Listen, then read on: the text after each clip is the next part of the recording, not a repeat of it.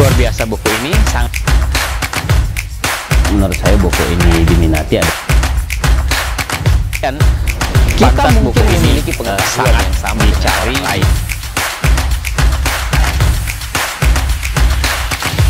sama dengan orang Kita lain. mungkin memiliki Kita mungkin pengetahuan berada yang dalam sama lingkungan dengan yang orang sama. lain. Halo Book Lover, Assalamualaikum warahmatullahi wabarakatuh. Selamat datang kembali di channel Bicara Buku bersama saya Bang Irwan, founder Smart Reading 4.0 dan channel Bicara Buku. Teman-teman sekalian, untuk hari ini saya akan mereview sebuah buku bertemakan produktivitas dari seorang penulis yang sangat senior, yaitu Robert C. Vossen, dari bukunya Extreme Productivity. Teman-teman sekalian, memang buku ini adalah buku yang sudah cukup lama, tetapi menurut saya konten atau isinya itu masih sangat relevan dengan kondisi kita saat ini, dan masih sangat banyak hal yang bisa kita tiru atau kita ikuti dari apa yang ditulis oleh Robert Vossen di dalam buku ini. Teman-teman sekalian, seperti judulnya, tentu saja ini berbicara tentang produktivitas, dan buku ini terutama kalau saya memperhatikan sangat diperuntukkan bagi teman-teman yang sudah bekerja pada dasarnya, dan kita ingin memaintain atau memanage pekerjaan kita itu sehingga menjadi sesuatu yang produktif, baik dalam konteks kita sebagai karyawan, sebagai pegawai, maupun konteks kita sebagai seorang atasan atau seorang direktur misalnya. Menurut saya buku ini sangat membantu, dan bagi saya sendiri menjadi inspirator bagi saya untuk beberapa pencapaian dalam hidup saya. Misalnya teman-teman sekalian, saya mengembangkan metode membaca Smart Reading 4.0. Salah satu sumber inspirasinya adalah dari buku ini. Nah, teman-teman sekalian, apa saja sih yang dituliskan oleh Vossen dalam buku ini? Pertama, beliau menjelaskan tentang 3 pikiran utama di dalam produktivitas. Jadi 3 hal ini adalah sesuatu yang mutlak ketika kita ingin berbicara tentang produktivitas. Yang pertama adalah kita harus menentukan dan memprioritaskan tujuan kita.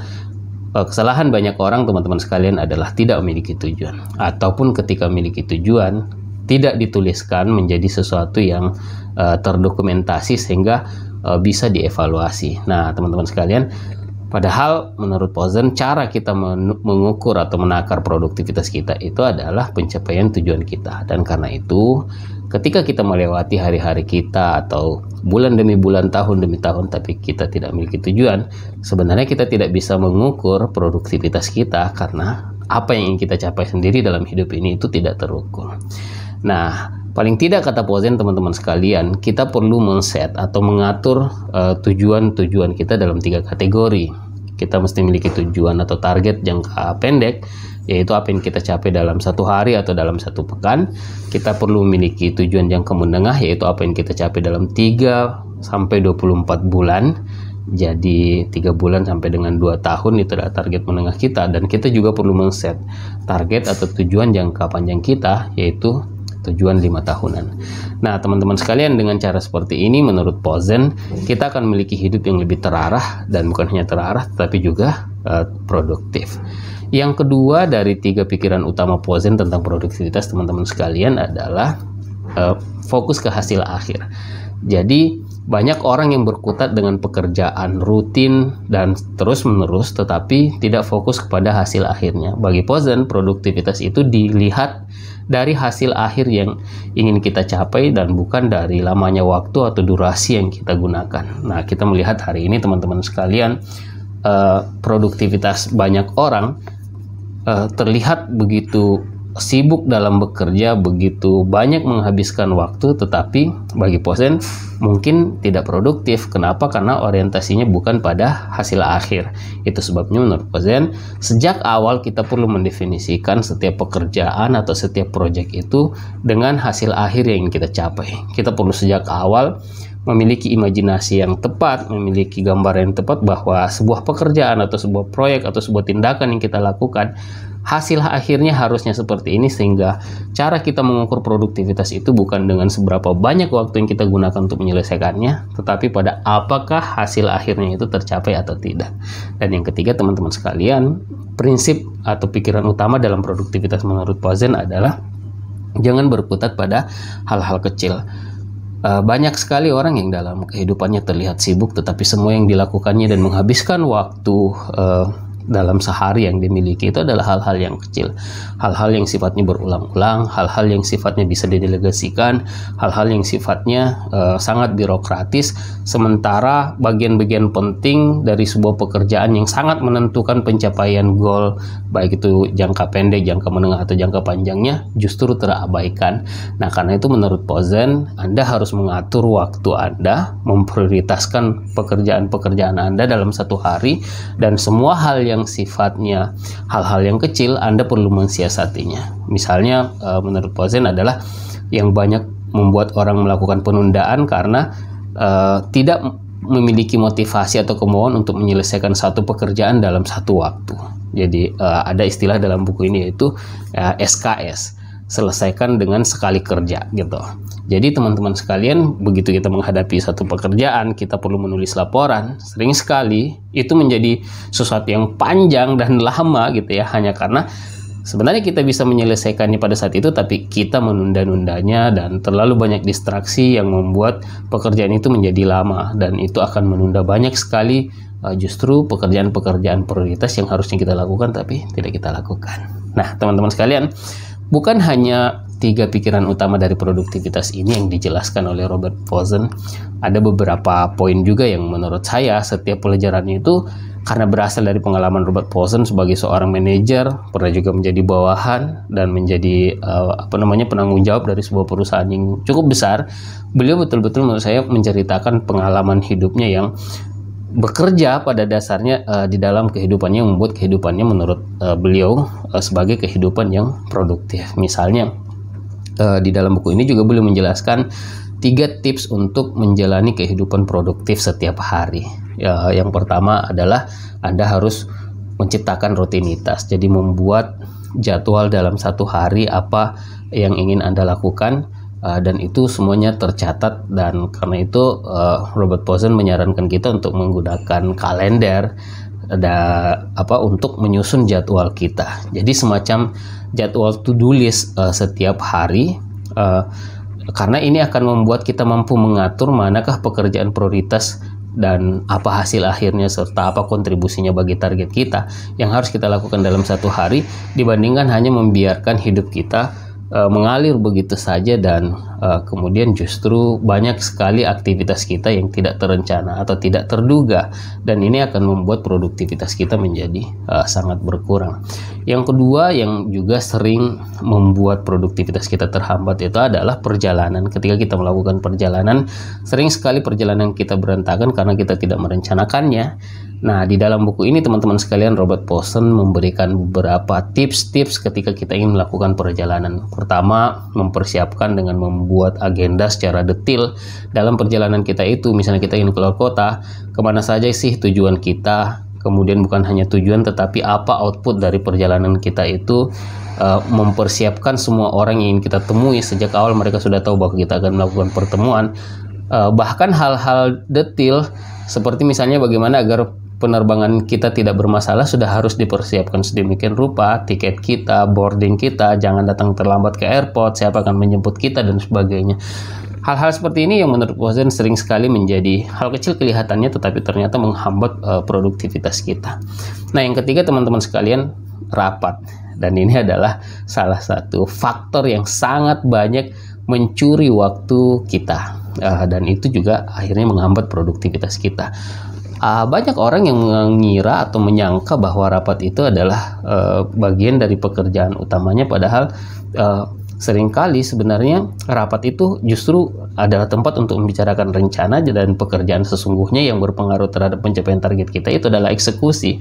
Tetapi sering sekali waktu kita lebih banyak dihabiskan dengan rapat. Karena itu menurut Pozen, dan di dalam buku ini beliau menjelaskan bagaimana kita mengatur atau membuat rapat yang efisien. Pertama, tentu saja ya waktunya jangan terlalu lama gitu kan. Kalau sebuah rapat sudah di atas 90 menit, menurut Pozen itu sudah rapat yang tidak produktif sebenarnya. Karena itu ada beberapa tips gitu ya. Misalnya ketika kita ingin rapat, ya apakah memang rapat itu dibutuhkan atau tidak, ataukah sebenarnya bisa koordinasinya, komunikasinya bisa dengan menggunakan sarana yang lain saja, misalnya komunikasi atau bertemu langsung dengan satu orang tanpa harus mengagendakan rapat secara keseluruhan. Yang kedua, di dalam perencanaan rapat juga sejak awal agenda dan juga materinya sudah harus tersampaikan ke semua orang.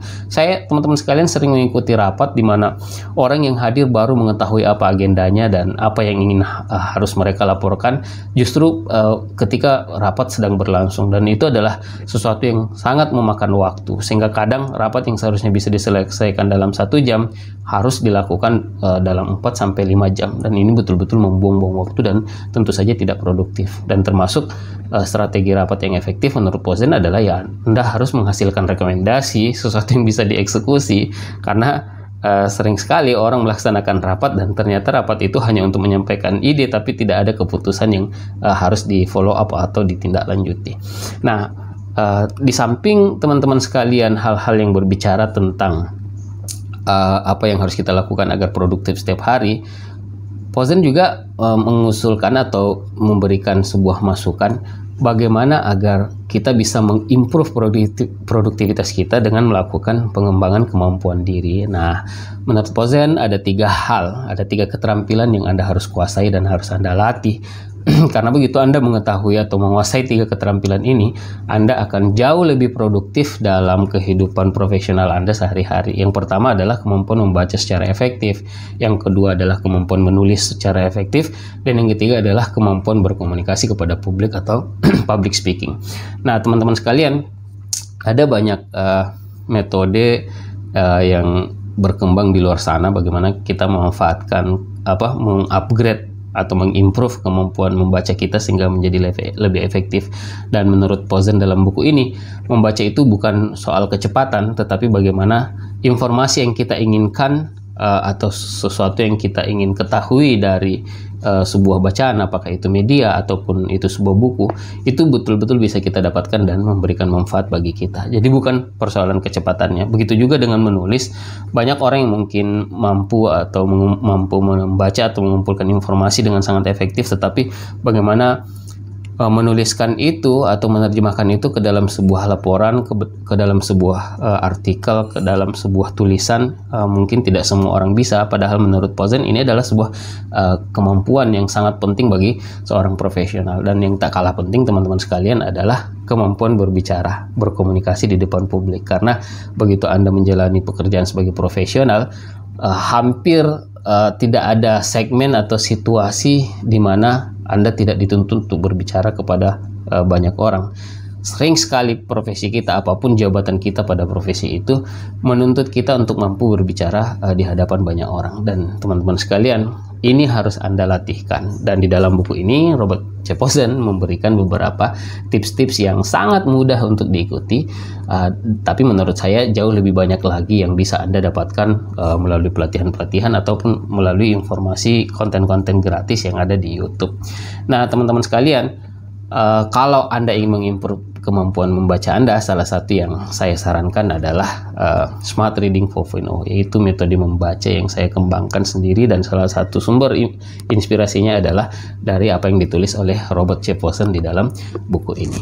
Nah, teman-teman sekalian, selain konten tersebut atau beberapa penjelasan yang perlu kita miliki agar kita lebih produktif setiap hari, Pozen juga dalam buku ini menjelaskan tentang hubungan antara atasan dan bawahan. Jadi sering sekali menurut Pozen seorang akhirnya tidak produktif karena memiliki problem, baik itu dengan bawahannya, dengan timnya, ataupun problem dengan atasannya. Dan menurut saya, apa yang dituliskan oleh Pozen sebagai tips-tips untuk kita memiliki hubungan yang baik dengan bawahan atau tim kita ataupun dengan atasan kita dalam buku ini, itu betul-betul sesuatu yang applicated dan banyak disarankan oleh para ahli dibilang produktivitas gitu ya.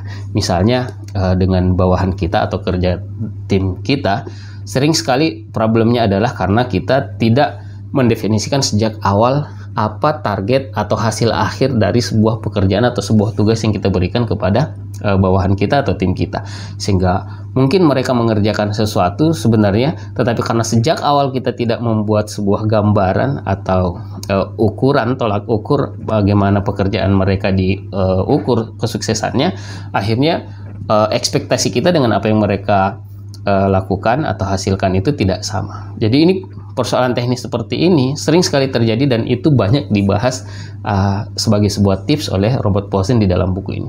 Yang kedua, mungkin dengan atasan. Sering sekali kita bertemu dengan atasan yang kemudian tidak membuat kita nyaman dalam bekerja. Dan menurut saya, apa yang dituliskan oleh Pozen di dalam buku ini tentang tips kita berkomunikasi dengan atasan betul-betul luar biasa. Ya. Misalnya, memastikan bahwa komunikasi kita dengan atasan kita dalam berbagai bentuknya, entah itu pertemuan langsung, melalui email, melalui WA, atau bentuk komunikasi yang lain, kita tetap harus memposisikan mereka sebagai atasan kita. Jadi jangan karena kita dekat misalnya, akhirnya etika-etika kita kepada atasan itu kita langgar. Yang kedua misalnya yang dituliskan oleh Pozen dalam buku ini, loyalitas kepada atasan. Banyak sekali orang yang kemudian menjadi bermasalah dengan atasannya dan tidak produktif hanya karena memang dia tidak loyal dengan atasannya, dia menganggap remeh atasannya gitu kan, tidak mengenal karakter atasannya. Dan ini problematika teman-teman sekalian yang banyak terjadi di dalam kehidupan kita, dan menurut saya Pozen begitu gamblang menjelaskan beberapa tips yang bekerja bagi dirinya dan juga mungkin bagi banyak orang, bagaimana agar kita memiliki hubungan yang baik dengan atasan kita. Nah, teman-teman sekalian, yang terakhir yang dijelaskan Pozen dalam buku ini adalah bagaimana agar kita menciptakan kehidupan yang produktif. Nah, kalau menurut saya salah satu bagian paling penting dari buku ini adalah pada bagian akhirnya, yaitu bagaimana kita memilih karir kita. Teman-teman sekalian, mungkin tidak sebuah pekerjaan yang kita jalani saat ini mungkin bukanlah pekerjaan yang kita jalani seumur hidup gitu ya. Karena itu Pozen sejak awal memberikan sebuah tips bagaimana agar kita merencanakan karir kita itu dengan baik. Paling tidak menurut Pozen, ketika kita ingin menentukan karir, pertama jangan menentukan karir itu secara permanen, karena dalam faktanya banyak sekali orang yang mengalami perubahan-perubahan dalam hidupnya, dan kemudian karena dia membuat rencana karir yang permanen, akhirnya dia tidak fleksibel. Karena itu kata Pozen, buatlah rencana karir, cita-cita yang fleksibel, yang paling tidak ketika Anda membuat perencanaannya ada 3 hal yang harus Anda pertimbangkan menurut Pozen. Yang pertama adalah minat Anda, sesuatu yang sangat Anda sukai. Yang kedua adalah sesuatu yang Anda mampu, dan mungkin orang lain tidak banyak yang bisa. Tapi yang paling penting yang ketiga adalah dia dibutuhkan oleh pasar. Artinya teman-teman sekalian, apa yang ingin Anda kerjakan dari minat atau kemampuan Anda itu memang ada yang membutuhkan, karena kalau tidak itu ya kemungkinan tidak bisa menjadi karir yang ideal bagi Anda. Nah, teman-teman sekalian, ada banyak tips yang disampaikan oleh Pozen bagaimana kita menyusun karir kita. Kemudian bagaimana kita mensiasati ketika banyak terjadi perubahan, di kantor kita terjadi perubahan, terjadi pengurangan karyawan, atau lingkungan bisnis dari apa yang kita lakukan itu berubah. Pozen juga memberikan banyak catatan, terutama bagaimana agar kita tidak kehilangan integritas dan etika pada situasi-situasi perubahan tersebut. Paling tidak menurut Pozen, kita harus mampu membaca tanda-tanda apa yang terjadi di luar sana, tanda-tanda perubahan, dan kemudian ya memang kita harus berubah, baik di dalam diri kita ya maupun di dalam organisasi kita. Kita harus membuat penyesuaian. Dan yang terakhir dari produktivitas yang dibahas oleh Pozen, teman-teman sekalian, adalah keseimbangan antara kerja dan keluarga. Banyak orang yang akhirnya menyesali waktu yang terlalu banyak terbuang untuk bekerja, sementara mereka tidak memberikan perhatian yang seimbang kepada kehidupannya dan juga kehidupan keluarganya, dan ini justru menjadi satu bencana pada akhirnya. Nah, teman-teman sekalian, kira-kira informasi-informasi inilah yang banyak dijelaskan oleh Pozen tentang produktivitas di dalam buku ini, dan saya tidak menjelaskannya secara detail karena terlalu banyak hal teknis yang harus dijelaskan secara detail ketika saya harus menjelaskan seluruhnya. Tapi teman-teman sekalian, intinya adalah saya sangat merekomendasikan buku ini. Buku ini bagi saya sendiri adalah sumber inspirasi dan banyak hal yang bisa saya praktekkan dalam kehidupan saya dengan tips-tips yang dibagikan oleh Robert Pozen dalam buku ini. Oke, teman-teman sekalian, semoga review buku ini bermanfaat, dan saksikan terus channel ini, subscribe, like, dan bagikan kepada sebanyak mungkin orang agar Anda bisa mendapatkan notifikasi setiap kali saya mereview sebuah buku baru baik itu buku yang berasal dari penulis dalam negeri kita maupun buku-buku terjemahan dari luar negeri. Semoga bermanfaat. Assalamualaikum warahmatullahi wabarakatuh.